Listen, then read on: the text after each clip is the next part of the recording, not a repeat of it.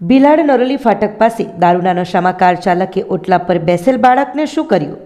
ભીલાડ નરોલી ફાટક પાસે તળાવ ફળિયા ખાતે સોમવારે સાંજે સેલવાસથી મારુતિ કાર નંબર DD03E1155ના ચાલક રોનક વનેશ દોડી દારૂનો નશો કરી ભીલાડ તરફ આવી રહ્યો હતો.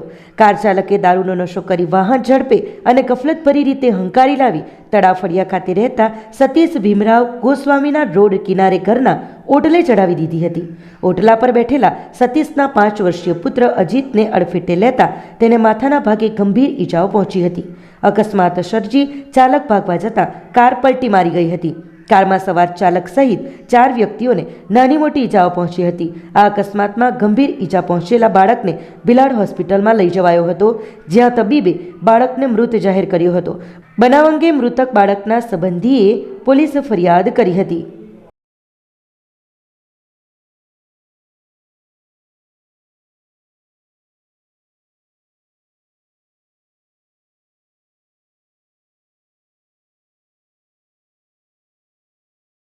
આપણી સંકલ્પ ન્યૂઝ ચેનલને સબસ્ક્રાઇબ અને લાઇક કરો, બેલ આઇકન દબાવો જેથી આવનાર ન્યૂઝ અપડેટ્સની નોટિફિકેશન આપના મોબાઈલ પર સૌથી પહેલાં પહોંચે.